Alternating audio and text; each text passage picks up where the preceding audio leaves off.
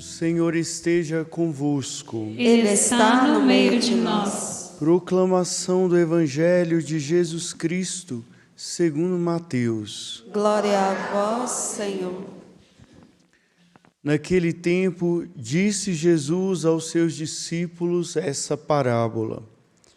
O reino dos céus é como a história das 10 jovens que pegaram suas lâmpadas de óleo e saíram ao encontro do noivo. 5 delas eram imprevidentes e as outras 5 eram previdentes. As imprevidentes pegaram as suas lâmpadas, mas não levaram óleo consigo. As previdentes, porém, levaram vasilhas com óleo junto com as lâmpadas. O noivo estava demorando e todas elas acabaram cochilando e dormindo.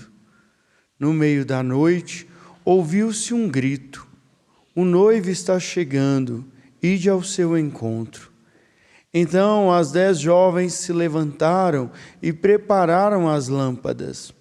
As imprevidentes disseram às previdentes: "Dá-nos um pouco de óleo, porque nossas lâmpadas estão se apagando." As previdentes responderam: "De modo nenhum, porque o óleo pode ser insuficiente para nós e para vós. É melhor irdes comprar aos vendedores." Enquanto elas foram comprar óleo, o noivo chegou, e as que estavam preparadas entraram com ele para a festa de casamento, e a porta se fechou. Por fim, chegaram também as outras jovens e disseram: "Senhor, Senhor, abre-nos a porta." Ele, porém, respondeu: "Em verdade eu vos digo, não vos conheço. Portanto, ficai vigiando, pois não sabeis qual será o dia nem a hora."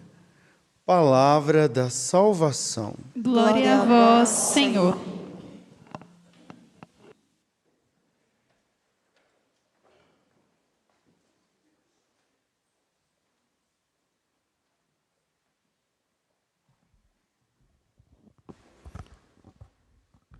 Queridos irmãos e irmãs, vocês da paróquia de Santa Rita, da cidade de Montes Claros, sejam muito bem-vindos à casa da Mãe da Piedade. Nosso querido Padre Pedro, Deus abençoe, muita saúde e muita paz. Alegria muito grande acolher vocês aqui e perceber a presença de uma paróquia de outra diocese, mas percebendo que somos uma só igreja. E Nossa Senhora da Piedade não é padroeira só aqui, é padroeira de todo o estado de Minas Gerais. E assim nos encontramos no colo da Mãe da Piedade para que possamos nos acalmar, rezar e nos encontrar verdadeiramente com ela e com o Filho Jesus. Sejam muito bem-vindos, esta casa é nossa, venham sempre. Como estava partilhando com o Padre antes da celebração, o arcebispo, antes de Dom José Carlos, Dom João Justino, foi bispo auxiliar aqui na Arquidiocese de Belo Horizonte, sempre falava: "Olha, vocês têm que ir lá na Serra da Piedade para conhecer." E ele disse: "Olha, valeu a pena vir aqui, valeu a pena conhecer." Então sejam muito bem-vindos. Você também que nos acompanha através da TV Horizonte, através do nosso canal Mãe Piedade, no YouTube, no Instagram. É importante agradecer a presença de cada um de vocês que nos acompanham e que com o seu like, com a sua compartilhamento, vocês fazem com que nossa TV e nossa comunicação possa chegar a diversos corações. Deus muito abençoe vocês. Amados e amadas de Deus, começamos o mês de setembro. Agosto já foi embora, né? Às vezes tem muita gente que fala: "Nossa, agosto demora a passar, né?" Passou. Agosto já passou e assim começamos o mês de setembro, mês que na igreja nós o intitulamos como o mês da Bíblia, o mês da Sagrada Escritura. E é importante sempre dizer algo que nós de Belo Horizonte sempre nos orgulhamos, que este mês da Bíblia começou em nossa Arquidiocese de Belo Horizonte. Homens, padres, leigos, o nosso bispo e diversas outras pessoas lutaram para mostrar que nós, enquanto católicos, devemos todos os dias ser uma igreja da palavra, sermos homens e mulheres da palavra, de palavra. E é importante mostrarmos que um dos pilares da nossa fé, enquanto católicos, sempre será a Sagrada Escritura, porque até a santa tradição da igreja é inspirada na Sagrada Escritura. A igreja não fica inventando moda daquilo que deixa de fazer ou aquilo que se faz. Muitas das coisas que nós temos, dos nossos ritos, das nossas celebrações, são embasados na Sagrada Escritura. Por isso que, neste mês na Bíblia, nós somos convidados a ouvir a palavra, a meditar, mas não somente nesse mês na Bíblia, todos os dias de nossas vidas. E aí o padre, por mais que é um padre novo, jovem, mas eu ainda ouso dizer, podem até discordar, mas nós católicos estamos muito perdendo o costume de lermos a palavra, de pegarmos a Sagrada Escritura. As outras denominações, religiões cristãs, vivem um caminho de leitura da palavra de Deus, de curso dentro da palavra de Deus, e nós católicos nos contentamos a vir na missa e basta. É pouco. A palavra de Deus, ela não foi feita para ficar como ficava na casa da minha avó, aberta no Salmo 91 ou no Salmo 23. Às vezes, até quando a Bíblia estava começando a decompor, está lá em casa até hoje a Bíblia, mas aí uma parente foi lá e envelopou a Sagrada Escritura. Igual a gente coloca algo dentro de um plástico e tira o ar para conservar, a palavra de Deus na nossa casa não deve ser um enfeite distante. Se for, é porque nós não somos uma casa da palavra. Na Arquidiocese de Belo Horizonte, em nosso projeto de evangelização, proclamar a palavra, nós temos a Casa do Pão, a casa onde nós nos alimentamos da Eucaristia, mas o projeto diz por si só: proclamar a palavra oportuna e inoportunamente. Nós busquemos sempre, todos os dias, não só no mês de setembro, mas todos os dias sermos uma igreja da palavra. E eu acho que isso está faltando na Igreja Católica. Às vezes, quando nós encontramos com alguns irmãos de outras denominações religiosas, fala assim: abre tal livro. Gente, a gente leva um couro, né? Que vergonha. Nós não sabemos manusear a palavra de Deus. Mas tomemos um grande cuidado. A palavra de Deus não é simplesmente para ser decorada e jogada na cara dos outros.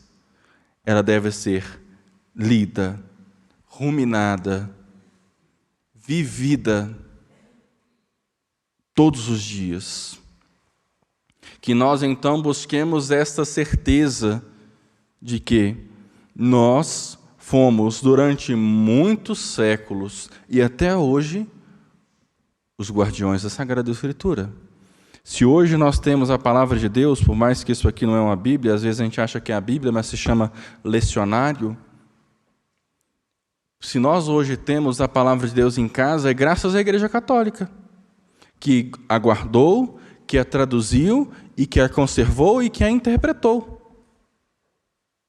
São Jerônimo, diversos homens, bispos, homens hoje que fazem a tradução da palavra de Deus para nós termos ela em casa com acesso fácil. Hoje nós temos Bíblia no tablet, nós temos Bíblia no celular, nós temos Bíblia em todos os lugares. É graças a estes homens. Por isso, guardemos este orgulho dentro do nosso coração de que nós somos a igreja da palavra. Nós guardamos a palavra de Deus, mas nós não podemos nos tornar homens e mulheres desleixados que não leem a palavra e que não a conhecem. Por isso que o documento da Igreja Dei Verbum diz que a missa é composta por duas partes, onde uma complementa a outra. Nós temos duas mesas. Nós temos a mesa da palavra, o ambão, e nós temos a mesa eucarística. Mas uma complementa a outra. Não tem celebração eucarística sem antes passarmos pela mesa da palavra. Portanto, chega ao nosso coração este puxão de orelha, de sermos a igreja da palavra, de sermos homens e mulheres da palavra. Também, hoje, temos a alegria de ouvir a palavra de Deus, a meditá-la dentro deste discurso escatológico de Jesus, ou seja, dos fins dos tempos. Nós estamos no capítulo 25 do Evangelho de São Mateus, e assim é narrado para cada um de nós uma história de um casamento. E é interessante porque, diferentemente de hoje, em dia, quem atrasou foi o noivo. Hoje o que acontece nos nossos casamentos é o contrário, né? Quem atrasa é sempre a noiva, né? É charme, é bonito atrasar. Então, o padre dá uma sugestão, né? Padre Pedro, o senhor sabe como que é, né? Olha, não busquemos esse atraso. O atraso não é charme, mas desta vez quem chegou depois foi o noivo. Assim, meus irmãos, nós escutamos essa história desse casamento, onde o noivo vai chegar a qualquer momento. E esse noivo nós sabemos muito bem quem é: Cristo. Nós não sabemos nem o dia e nem a hora, só sabemos que Ele retornará. E assim nós temos nessa história algumas mulheres, previdentes e imprevidentes, prudentes e imprudentes. Elas carregavam consigo uma luz, uma lâmpada. Quem já tem mais idade se recorda que antigamente se usava o quê? Lamparina, lampião, com querosene, não é verdade? Você sabe muito bem. Rezei mais cedo numa comunidade aqui na cidade de Caeté, e aí contei a história para eles, dizendo assim: olha, quando eu era criança, faltou luz lá em casa, né? Aí eu falei assim: não, mãe, pode ficar tranquila, eu vou ali no supermercado. Eu trabalhava, ajudava meu tio na roça, ele me deu R$5. Todo final de semana ele me dava R$5. E aí eu cheguei para ele e falei assim: ó tio, vou pegar esse dinheiro, não vou comprar pão e leite, não. Eu vou comprar uma vela, porque está faltando luz. Aí fui lá e comprei uma vela de 7 dias. Ou seja, não clareou nada, porque foi dando uma angústia. Cada momento que a vela ia se consumindo, o pavio ia entrando, nós ficamos no escuro. Fui imprudente. Não pensei. Essas virgens foram imprudentes. Elas não se prepararam para a chegada do noivo, e é por isso que elas não entraram. E é por isso que o noivo diz para elas: olha, não vos conheço. O óleo naquela bacia do Mediterrâneo, aquela região, era usado para iluminação, era usado para os temperos e até como cosmético. Até a tinta, né? Por isso que existe tinta a óleo. Né? Então, o povo utilizava óleo para muitas coisas. E elas esqueceram de levar óleo suficiente. E é interessante, né? Vocês só olham para elas e falam assim: olha, me empresta um pouco do seu óleo, porque o noivo vai chegar e vai faltar óleo para a gente. Aí vocês podem falar assim: as virgens prudentes foram egoístas, pensando só no próprio umbigo. Não, elas se prepararam, elas se resguardaram. Por mais que estava todo mundo dormindo, né, porque o noivo demorou a chegar, elas se precaveram. Nós também, irmãos e irmãs, devemos fazer este caminho na nossa vida. Nos preparar para o dia que nós nos encontrarmos com Deus. Pode ser daqui a pouco, mas pode demorar. O povo, no tempo de Jesus Cristo, após a sua morte, lembrando que o Evangelho de São Mateus foi escrito 8 décadas depois de Jesus Cristo, e o povo estava numa ansiedade da vinda dele, porque ele falou: olha, eu vou voltar. vou deixar com vocês o Paráclito, mas eu irei retornar. E eles estavam ansiosos, porque, olha, quando o noivo vai voltar? E é por isso que é narrada essa história das virgens previdentes e imprevidentes. Porque o noivo chegará como um ladrão, sem hora. E essa pergunta que nós devemos fazer todos os dias. Se Jesus voltar agora, será que eu vou estar pronto? Porque diante de Cristo, minha gente, só há verdade. Não tem como enganar Jesus. Ele sabe tudo. Não tem como a gente mentir para Ele. Diante dEle é a verdade. E nós estamos nos preparando para nos encontrar com Ele. Nós vamos sentir vergonha, como Adão e Eva no paraíso, quando cometeram o pecado original, se esconderam porque estavam nus, ou seja, a maldade entrou no coração deles.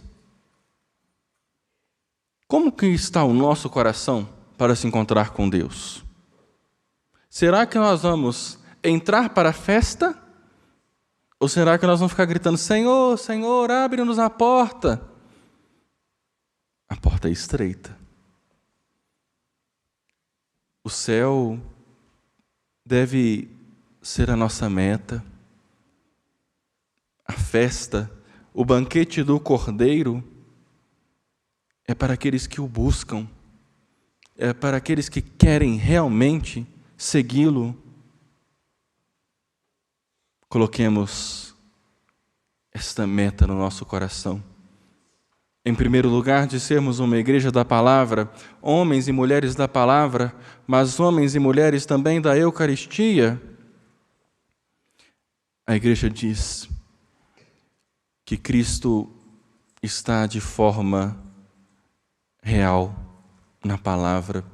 Por isso que nós nos alimentamos deste pão que é a palavra. Por isso que a igreja nos sacia com a Sagrada Escritura. Que nós nos alimentemos do pão eucarístico, a presença real e substancial de Cristo na Eucaristia, o corpo e o sangue dele que nos alimenta. Que nós nos preparemos em nossa vida de comunidade, enquanto irmãos e irmãs de fé, para fazermos sempre a vontade dele. Quando rezamos na oração do Pai Nosso, olha, Senhor, faça a sua vontade na minha vida, eu me entrego diante de Ti, eu sempre ficarei alerta, vigilante, para tentar ouvir a Tua palavra, ouvir a Tua vontade em minha vida. Não ficar falando, olha, eu vou fazer a minha vontade, e se der eu faço a sua. Tomemos um grande cuidado também, queridos irmãos e irmãs, para não pegarmos a palavra de Deus só na parte que nos convém. A palavra, ela deve nos motivar, nos enviar em missão, mas ela deve nos provocar. Provocar para que nós saiamos do nosso comodismo.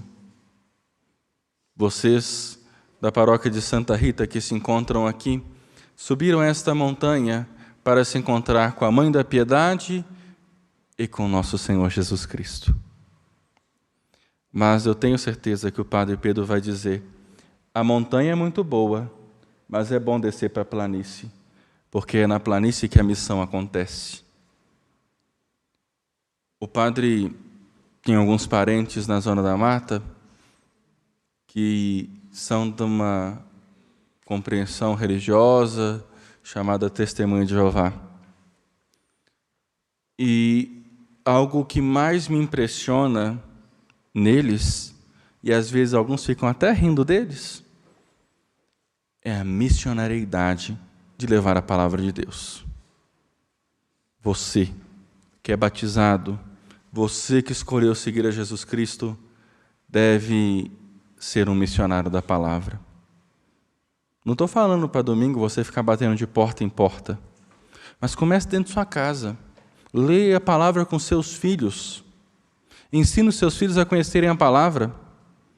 A catequese com as crianças começa dentro de casa. Não é dentro da igreja somente, não. dentro de casa. Sejamos missionários da palavra. Sejamos homens e mulheres da palavra. Que o bom Deus nos dê forças para que assim possamos buscar a cada dia esse desejo de segui-lo e de viver aquilo que Ele nos ensinou. Louvado seja nosso Senhor Jesus Cristo. Louvado. A palavra de Deus se faz oração. Vamos elevar a Ele de pé os nossos pedidos e as nossas preces comunitárias.